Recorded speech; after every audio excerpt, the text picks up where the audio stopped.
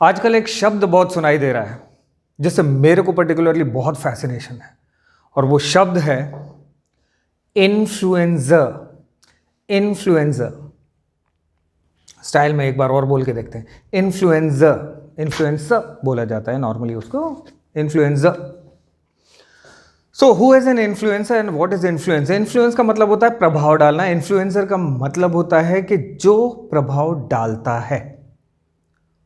और जब हम इस टर्म को अच्छे से समझने की कोशिश करते हैं तब मालूम चलता है कि it is more related to social media and getting into a higher platform.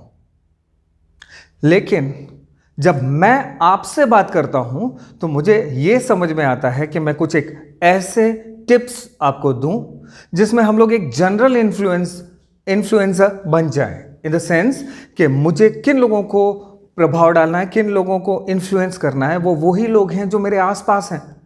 मेरी ज़िंदगी किन लोगों से चलनी है? मेरी ज़िंदगी उन लोगों से चलनी है जिन लोगों से मेरा कनेक्शन है, जिन लोगों के साथ में मेरा उठना बैठना है, जिन लोगों के साथ में मेरा प्रोफेशनल रिलेशन है।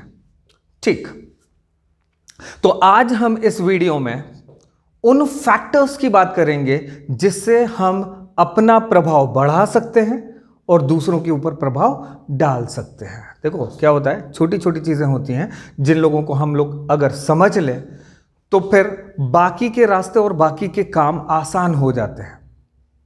यस, बहुत कुछ रॉकेट साइंस नहीं है, बहुत कुछ ऐसा गूढ़ रहस्य नहीं है। हाँ, थोड़ा सा माइक्रो लेवल और मैक्रो लेवल पे जाते हैं तब उसकी डेप्थ का हम लोगों को अंदाजा हो जाता है। लेकिन एक बात तय है कि वो इतना कठिन काम नहीं है कि हम लोग उसको अपनी जिंदगी में उतार ना पाए। तो अब हम शुरू करते हैं कि हम अपना प्रभाव कैसे बढ़ाएं और दूसरे को इन्फ्लुएंस कैसे करें। My name is Anish and I am a corporate trainer at Systech Bhopal. I am a master life coach an NLP master practitioner and I'm also a hypnotherapy practitioner। तो शुरू किया जाए। नॉर्मली अगर हम लोग देखें, जनरली अगर हम लोग देखें तो हर एक व्यक्ति की एक ऐसी इच्छा होती है कि वो दूसरों के ऊपर अपनी छवि छोड़ जाए, अपना प्रभाव छोड़ जाए, ताकि लोग उसको पसंद करें, लोग हमको पसंद करें। और इसी क्रम में अगर मैं इतिहास देखूं तो इतिहास हम लोगों का, होमोसेपियंस का इतिहास is not more than 1 lakh years. 1 lakh साल का इतिहास नहीं है। लेकिन हमसे पहले जानवर भी थे, हमसे पहले पक्षी भी थे, हमसे पहले डायनासोर्स भी थे।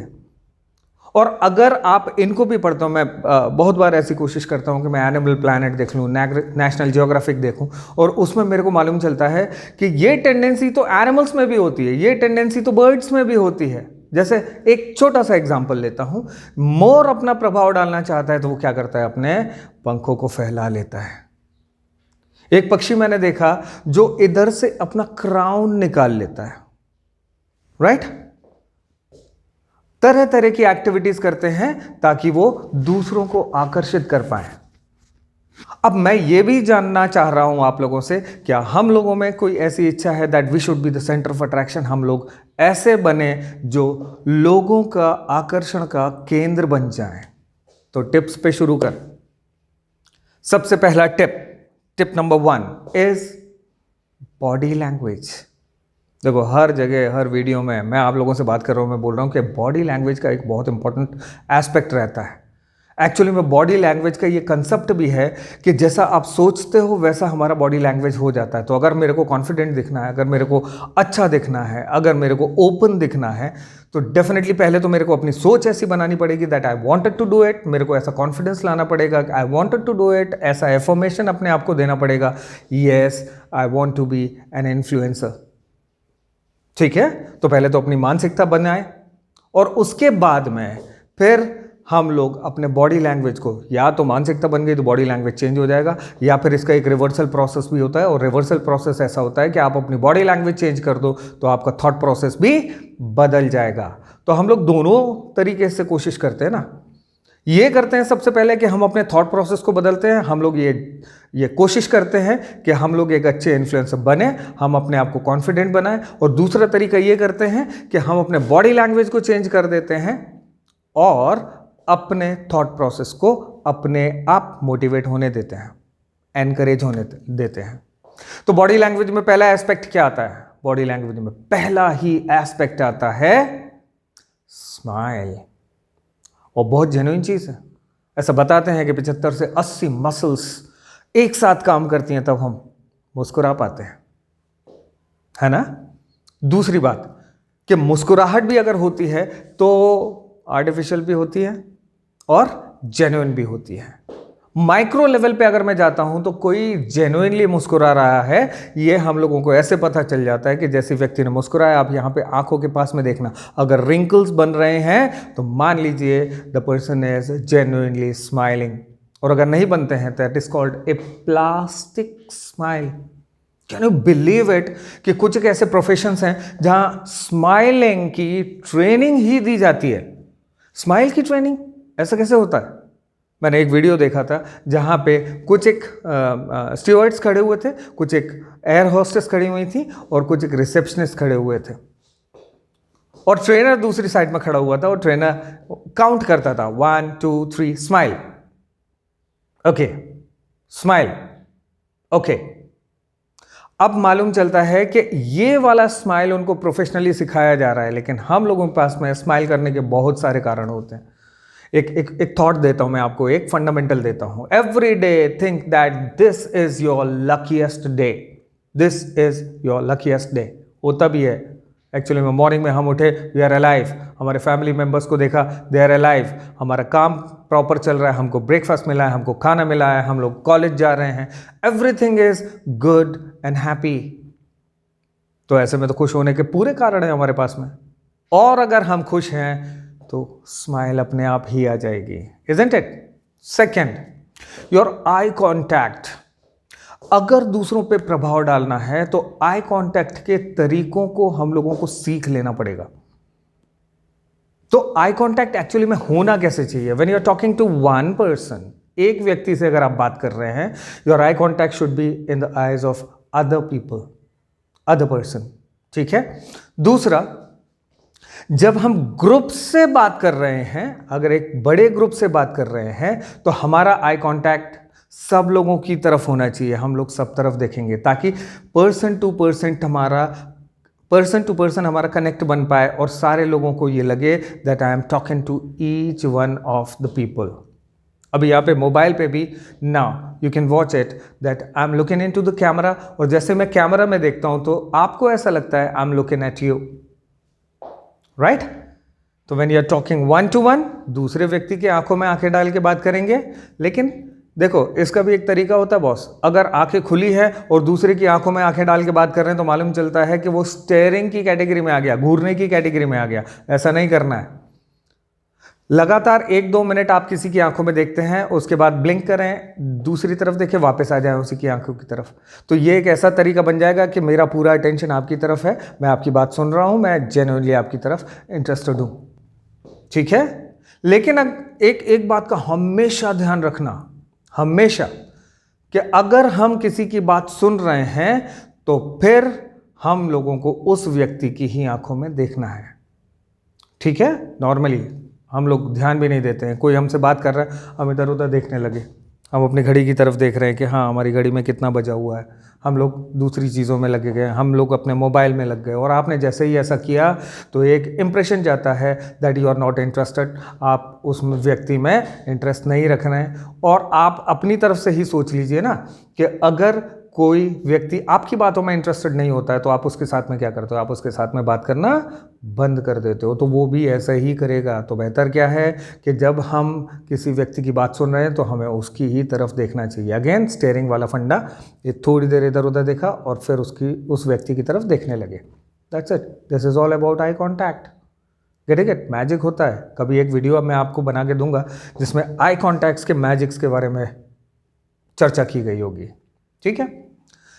Next is keep your spinal cord straight. Last video में भी मैंने बात किया था कि keep your spinal cord straight. ये हमारा जो स्पाइन होता है इसको हम लोगों को सीधा रखना चाहिए, इससे कॉन्फिडेंस आता है।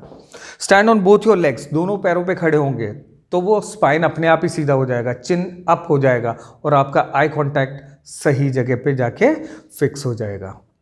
तो ये अगला फंडामेंटल है that you should keep your spinal cord straight, backbone हमारा स्ट्रेट होना चाहिए, दोनों पैरों पे हम खड़े रहें, एक के ऊपर एक हाथ रखे रहें या फिर फिंगर्स को क्लच कर लें। That's it. आसान है, कुछ भी कठिन नहीं है इसमें। So this was all about body language. इतना अगर आप शुरुआत में कर लेते हैं तो आप देखेंगे that the people are getting more interested in you. लोग आप में इंटरेस्ट लेने लगेंगे क्योंकि उनको ये फील आएगा कि आप उन लोगों में इंटरेस्ट ले रहे हो। ठीक है, आगे बढ़ते हैं। मुझे एक मेरा कोटेशन भी पढ़ा था कि मुझे कौन से लोग पसंद हैं, और उसमें था My definition of an agreeable person is who agrees with me। मेरे को वो लोग बहुत पसंद हैं जो मेरे साथ में एग्रीमेंट रखते हैं, जो मेरे साथ में एग्री करते हैं, जो मेरी बातों को समझते हैं और मेरी बातों से सहमति रखते हैं। राइट? अब एक बहुत शानदार fundamental, I have been into marketing also, तो मार्केटिंग में मैंने एक बहुत शानदार फंडामेंटल सीखा था और उस फंडामेंटल का नाम है नेस्ट मार्केटिंग। एक बार रिपीट करके देखो, nest, NEST, nest marketing, nest marketing. ठीक है, उसके पीछे एक छोटी सी स्टोरी है और वो स्टोरी इस तरह से है कि कोयल अपने अंडों को कौवे के घोंसले में रख देती है। अंडे इतने आइडेंटिकल होते हैं, इतने एक जैसे होते हैं कि कौवे को पता भी नहीं चलता है कि कौन से अंडे उसके हैं और कौन से अंडे कोयल के हैं। तो फिर अल्टीमेटली उसको क्या करना पड़ता है, सारे अंडों को सेना पड़ता है, और जब वो अंडे हैच हो जाते हैं तब मालूम चलता है कि कौन से कौवे के हैं और कौन से कोयल के हैं। हमको इतना देर तक नहीं जाना है, हैचिंग तक नहीं पहुंचना, हमको सिर्फ इतना करना है कि उस जो नेस्ट में रखे हुए हैं इस तरह से अपने आप को एडजस्ट कर लो उन अंडों की तरह, जिससे डिफ्रेंसिएशन भी नहीं हो पाए, अंतर भी पता ना लग पाए कि हम लोग उन व्यक्तियों से जिनके साथ में हम मिक्स हो रहे हैं उनसे अलग हैं। क्योंकि आप देखना, ग्रुप्स में जब एडजस्टमेंट की बात आती है तो जैसे ही कोई डिफरेंट व्यक्ति आता है हम लोग विड्रॉ कर लेते हैं, हम लोग हेजिटेट करने लगते हैं, हम लोग बातों को बंद कर देते हैं। अब तरीके भी तो सीखने पड़ेंगे कि कैसे हम लोग एडजस्ट करें। तो नेस्ट मार्केटिंग के ऊपर मैं थोड़ा सा आप लोगों को एलॉबरेट करता हूं कि नेस्ट मार्केटिंग किस तरह का होता है। जैसे आप लोगों को छोटे छोटे बच्चे हैं, 2-2, 3-3 साल, 4 साल के बच्चे हैं, उन लोगों के साथ में एडजस्टमेंट करना है तो आप लोगों को क्या करना पड़ता है, हम बच्चों के साथ में मिक्स कैसे हो जाते हैं? हम बच्चों के साथ में तभी मिक्स हो सकते हैं जब हम उनके जैसे एक्टिविटीज करें, है ना? मेरे को याद है कि जब नया नया फैशन चला था बेब्लेड का, हम लोग उसको गांव में लट्टू बोलते थे, बेब्लेड का। तो अगर आपको उनके साथ में मिक्स होना है तो आपको उनके जैसे पृथ्वी पे बैठ जाना चाहिए, हम लोगों को फ्लोर पे बैठ जाना चाहिए। उन लोगों से ये बोलना चाहिए, यार मेरे को भी बेब्लेड चलाने का तरीका बताओ ना, मेरे को आता नहीं है, देखो कैसे चलाते हैं, मेरे को सिखाओ। और देखना कि सारे के सारे एकदम से फैकल्टी और टीचर्स हो जाते हैं, काहे के बेब्लेड के। बोलते भी इस तरह से, ऐसे ऐसे ऐसे करके और चला दो। और अगर आप उनके साथ में उनके लेवल पे खेलना शुरू कर देते हैं, उनके जैसे पागलपन की हरकतें शुरू कर देते हैं, तो वो आपके साथ में एडजस्ट हो जाते हैं, मिल घुल जाते हैं। Yes no?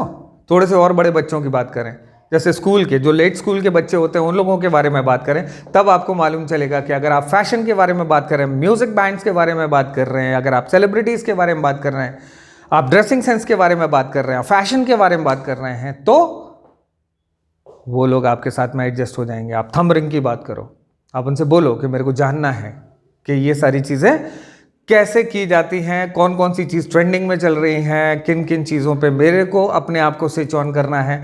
और जैसे ही आप उन लोगों से इन सारी बातों से रिलेटेड बात करते हैं तो वो आपके साथ में कंफर्टेबल हो जाते हैं। और थोड़ा लेट स्कूल की बात करें और बड़े की बात करें, talk about technology, talk about social media, talk about again influencers and influencing, talk about some rap pop, आपके साथ में एडजस्ट हो जाएंगे। Get on to the latest trends that are going on in technology. आजकल सारे के सारे बच्चे देखना जो आप अर्ली कॉलेजेस में हैं और लेट स्कूल्स में हैं, they are very much prone towards technology. अगर नई नई चीज़ें बताते हैं, कुछ नया टेक्नोलॉजी बताते हैं, आपको सुन लेना चाहिए, आपको उसमें पार्टिसिपेट करना चाहिए। मैंने ये भी देखा है कि जो ओल्ड एज के लोग होते हैं, जो मिडिल एजेस के लोग बाग होते हैं, अगर उनके साथ में बातचीत करना है तो talk about taxation, talk about banking, talk about से इकोनॉमी, क्योंकि वो सारे लोग ऐसे प्रोफेशन में चले गए हैं जहां पे इन सारी चीज़ों का बहुत ज़्यादा महत्व है। ठीक है, थोड़े से और बुज़ुर्गों के बारे में बात करें तो बुज़ुर्ग तो अलग ही टाइप की बातें करते हैं। तो आज की डेट तक मैं भी थोड़े समय तक पहले तक आपको यंगस्टर को देखना, और जैसे ही यंगस्टर्स को किसी ओल्ड एज वाले ने देखा, सबसे पहले नाम पूछेंगे, प्रोफेशन पूछेंगे, कमाते कितना हो, और जल्दी से मैच मेकिंग में लग जाएंगे। लेकिन आपको उनको रिवर्ट नहीं करना है, सिंपल से बता देना, अरे आप कैसी बात कर रहे हैं, अब मैं ऐसी कैसे बात करूं। लिहाज, संस्कृति, एटिकेट्स, मैनरिज्म अगर आप बुजुर्गों को दिखाते हैं, you are the hot favourites of all those people, right. उनके साथ में मिक्सअप होने का अलग तरीका है। आप उनसे स्पिरिचुअलिज्म की बात करो, ओल्ड एज के लोगों से स्पिरिचुअलिज्म की बात करो, भगवान की बात करो, मंदिर की बात करो, तीर्थ की बात करो, they are very much influenced by you. कितना संस्कारी बच्चा है। और ये ऐसे ही नहीं हो जाता, you need to work on that. आपको काम करना है। देखो, अलग अलग लोगों के अलग अलग इंटरेस्ट होते हैं। आपसे अगर किसी ने बात करने की कोशिश की और उन्होंने ये बोला कि पॉलिटिक्स के ऊपर उन्होंने बात शुरू की, उन्होंने इंटरनेशनल प्रॉब्लम्स के बारे में, अभी किसी के साथ में मैंने बात करना शुरू किया और उसने बोला यार अफगानिस्तान की तो बहुत ज़बरदस्त प्रॉब्लम चल रही है। आपने कहा I am not interested in politics, I am not interested in international affairs. बोले कोविड के बाद no I don't want to talk about negative things. Cricket के बारे में no I am not interested in cricket. अगर आप इस तरह से बिहेव करेंगे, I am not interested, I am not interested, तो सिंपल सी बात यह है कि आप लोग उलझ जाओगे, उन लोगों से डिस्टेंस मैनेज कर लोगे और उन लोगों के साथ में मिक्सअप नहीं हो पाओगे। तो बेहतर ये है कि आपको थोड़ा बहुत पॉलिटिक्स के बारे में भी आना चाहिए, क्रिकेट के बारे में भी आना चाहिए, इंटरनेशनल अफेयर्स के बारे में भी आना चाहिए, टेक्नोलॉजी के बारे में भी आना चाहिए, फैशन के बारे में भी आना चाहिए। अभी यही मेरा अगला पॉइंट भी है। अगला पॉइंट है बी नॉलेजेबल। B knowledgeable. तो अब मेरे को ये करना है, देखो आपके हाथ में एंड्रॉयड है बॉस, ये तीसरा पॉइंट है, बी नॉलेजेबल। आपके हाथ में एंड्रॉयड है, इंटरनेट एक्सेस है आप लोगों के पास में, और इन सारी चीज़ों के चलते हम लोगों को लेटेस्ट जानकारी अपने आप ही मिल जाती है। आपको पूरी न्यूज़ देखने की ज़रूरत नहीं है, लेकिन कम से कम हेडलाइंस आप लोगों को मालूम होना चाहिए। ठीक है, तो हेडलाइंस अगर आपको मालूम चल जाता है और कोई भी व्यक्ति किसी भी तरह की बात करता है तो आप उसमें पार्टिसिपेट कर सकते हैं, अपना कंट्रीब्यूशन देते हैं। और जैसे ही आपने उनके इंटरेस्ट के टॉपिक पे पार्टिसिपेट किया तो by default you are again favourites, isn't it. तो ये फेवरेटिज्म सीख करने का एक अच्छा तरीका है कि आप लोगों को, देखो ऐसे एक कहावत है ना, jack of all trades master of none. हम लोगों को क्या करना है, जैक ऑफ ऑल ट्रेड्स, सारी चीज़ों के बारे में कुछ कुछ कुछ मालूम है, एंड मास्टर ऑफ वन। आपको अच्छी तरह से पता है कि आपका डोमेन क्या है, आपका नीश क्या है, आपका एरिया क्या है, उसमें आपको कमांड होना चाहिए और मास्टरी होना चाहिए, ताकि लोग आपको एडमायर करें। किस बात के लिए एडमायर करें? That yes this person is a master of such topic. ठीक है, तो थर्ड पॉइंट था हमारा बी नॉलेजेबल। चलो अब अगला पॉइंट उठाता हूं मैं, और वो शायद किसी एक पर्सनालिटी का सबसे स्ट्रॉन्ग डोमेन है, मेरा फेवरेट है। मेरा फेवरेट इसलिए भी है कि I am a student and I am a trainer of that niche, और उस नीश को बोलते हैं कम्युनिकेशन स्किल्स। Communication skills. अब हम लोगों की अलग अलग अंडरस्टैंडिंग है about communication skills. What does it mean by communication skills? इसको संप्रेषण बोलते हैं। संप्रेषण यानी एक व्यक्ति दूसरे व्यक्ति से बात करता है और वो अपनी बात को अच्छे से रख देता है उस व्यक्ति के सामने, that is called communication skills. तो मुझे उम्मीद है आप लोग सुनना चाहेंगे कि कम्युनिकेशन स्किल्स को स्ट्रॉन्ग कैसे किया जाए।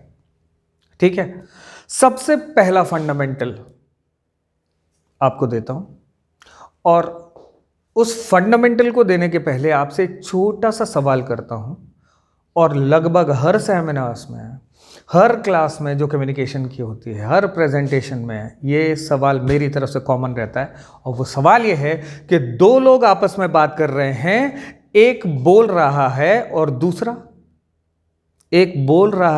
दूसरा मुझे अंदाज है कि आप सारे लोग उसका आंसर दे रहे होंगे कि एक बोल रहा है और दूसरा सुन रहा है, जबकि ऐसा नॉर्मली होता नहीं है। दो लोगों को आपस में बात करते हुए देखो, एक बोलता है और दूसरा वेट करता रहता है।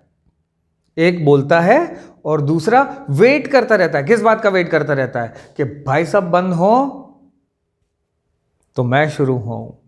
और यहीं पे गड़बड़ हो जाता है कि जब आप वेट कर रहे हो कि ये भैया बंद हो जाएं तो मैं बोलना शुरू करूं, तो एक गड़बड़ ये हो जाती है that we are not listening. और जब हम ध्यान से सुनते नहीं हैं, when we are not a very good listener, तब हम लोग ट्रैक से भटक जाते हैं, क्योंकि हम एक के बाद एक कंटिन्यूटी जो कन्वर्सेशन की रहती है वो तोड़ देते हैं और यहीं से सब गड़बड़ हो जाती है। ठीक है, तो कम्युनिकेशन का पहला फंडामेंटल होता है be a very very very good listener. Be a very good listener. तो आज से ही हम इस बात की प्रैक्टिस करेंगे कि अगर कोई व्यक्ति हमसे बात कर रहा है, कुछ बोल रहा है, तो हमको उसको बहुत ही ध्यान से सुनना है। ठीक है, पहला fundamental, be a very good listener. दूसरा, the sweetest sound and the sweetest word in the world for me is my name. मैं फिर से बोलता हूं, the sweetest sound and the sweetest word in the world for me is my name. मेरी identity है ये।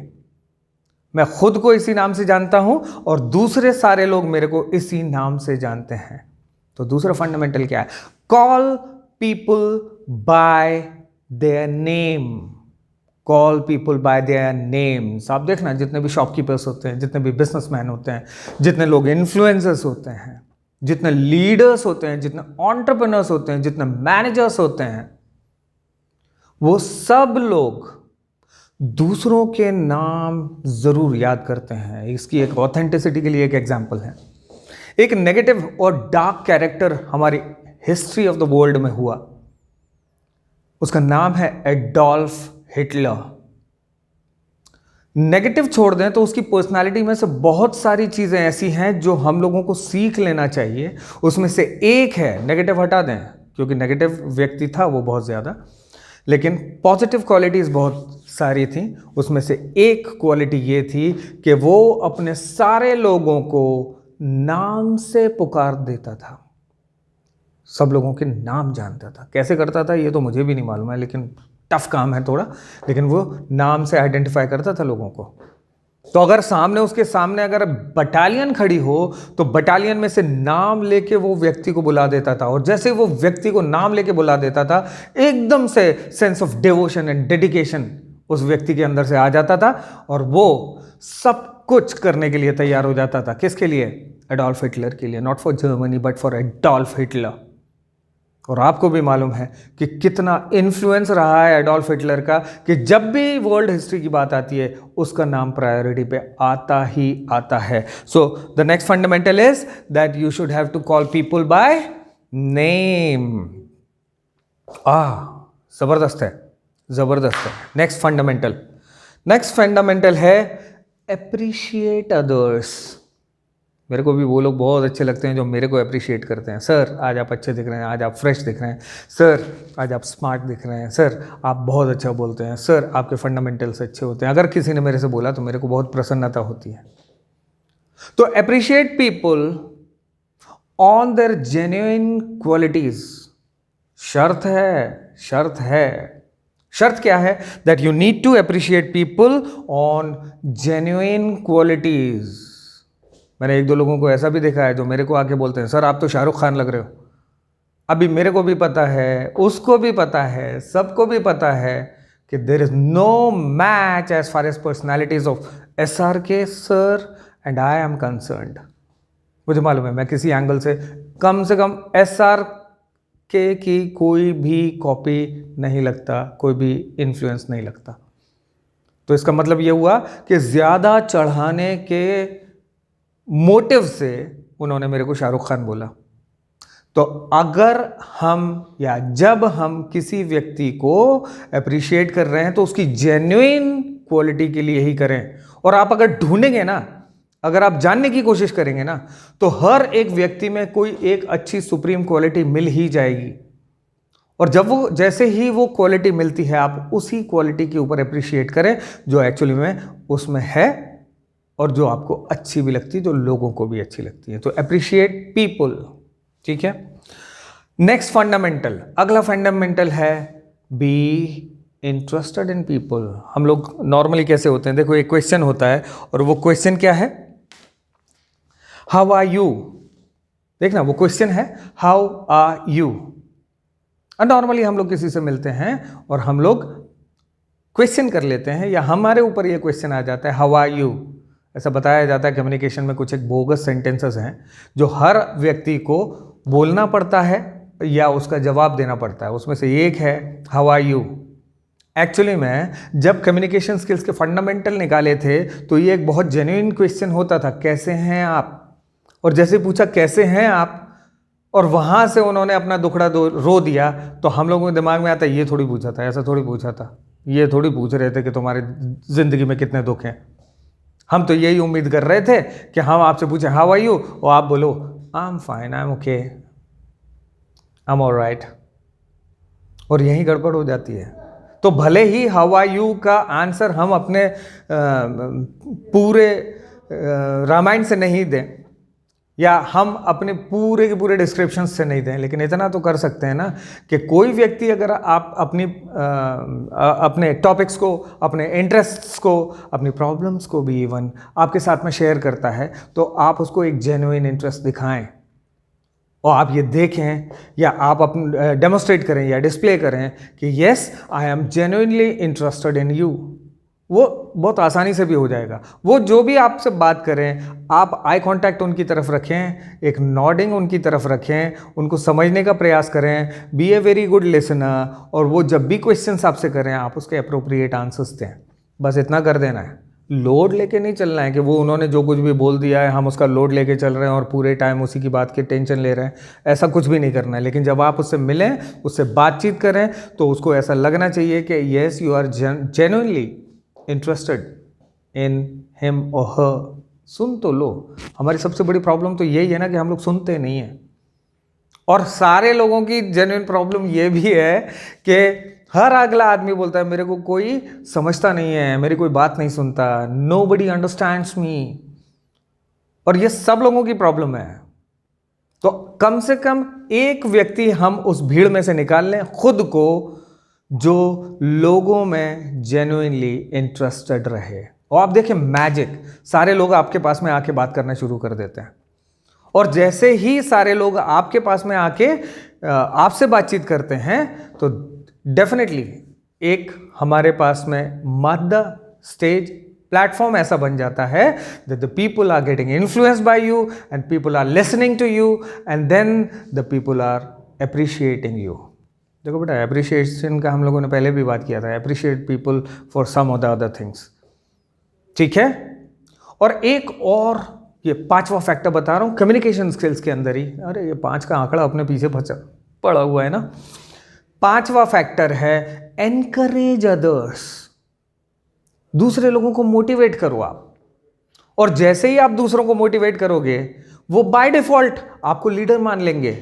Who is an influencer? The leaders are the influencers, the influencers are the leaders. दोनों बातें हैं, influencers are the leaders and leaders are the influencers. तो दूसरे को appreciate करें प्लस दूसरे को एनकरेज भी करें। मैं नया काम शुरू कर रहा हूं, आपकी राय क्या है इसके बारे में?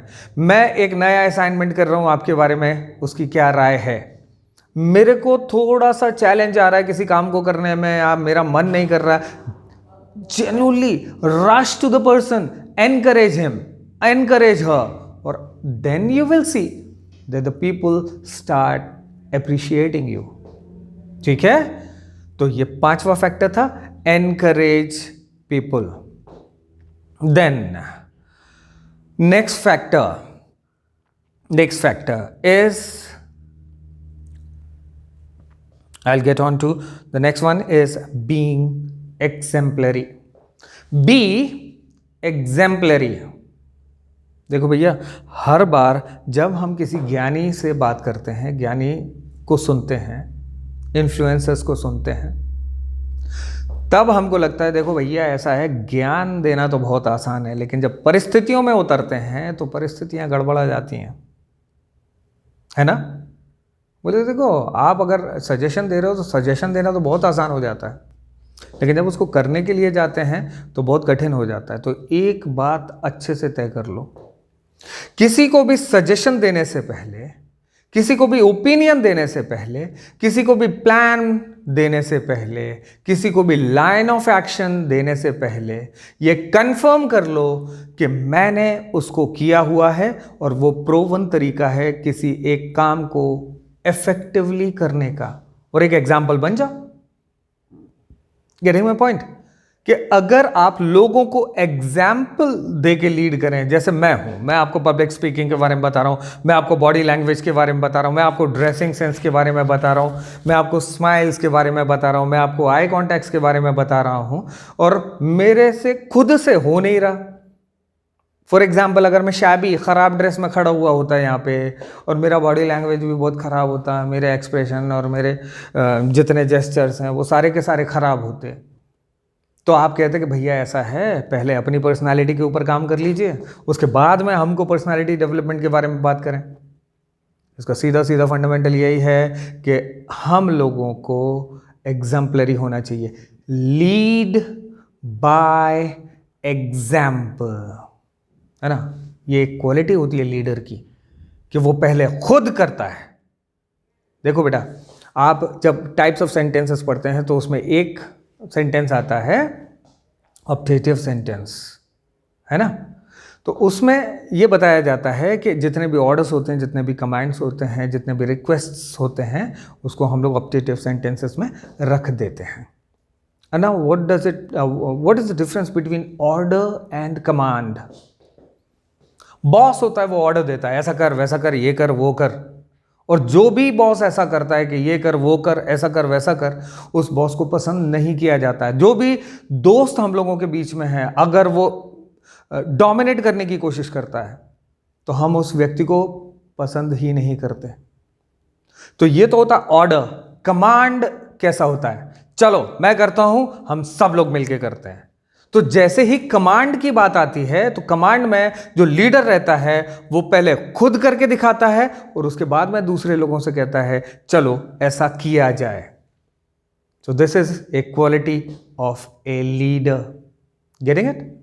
तो आज हम लोगों ने बहुत सारी बातें की, 5 पॉइंट्स हैं, वो 5 पॉइंट्स के ऊपर हम लोग अच्छे से काम करेंगे। पहले तो बॉडी लैंग्वेज के बारे में हमने लोगों ने बात किया, तो बॉडी लैंग्वेज में स्माइल के बारे में बात किया, आई कॉन्टैक्ट्स के बारे में बात किया। बेटा आई कॉन्टैक्ट बहुत जेन्युइन है, तो उसके बारे में एक बार रिवाइंड कर लेना, एक बार और देख लेना, पढ़ लेना, सुन लेना और एक्सरसाइज करके देखना उसकी, और आप देखेंगे कि सिर्फ आई कॉन्टैक्ट से ही वो मैजिक आ जाता है जिससे हम लोग अपने आप को इन्फ्लुएंसर में कन्वर्ट कर लेते हैं। तो बॉडी लैंग्वेज, उसके बाद में हम लोगों ने नेस्ट मार्केटिंग की बात किया, उसके बाद में हमने बीइंग नॉलेजेबल के बारे में बात किया, हम लोगों ने बात किया कम्युनिकेशन स्किल्स के बारे में, और हम लोगों ने जो सबसे इम्पॉर्टेंट फैक्टर है उसके बारे में चर्चा की, that you should set an example, you should be exemplary and you should lead people by example. और देखो वो मैजिक जिससे आप एक अच्छे इन्फ्लुएंसर बन जाते हैं।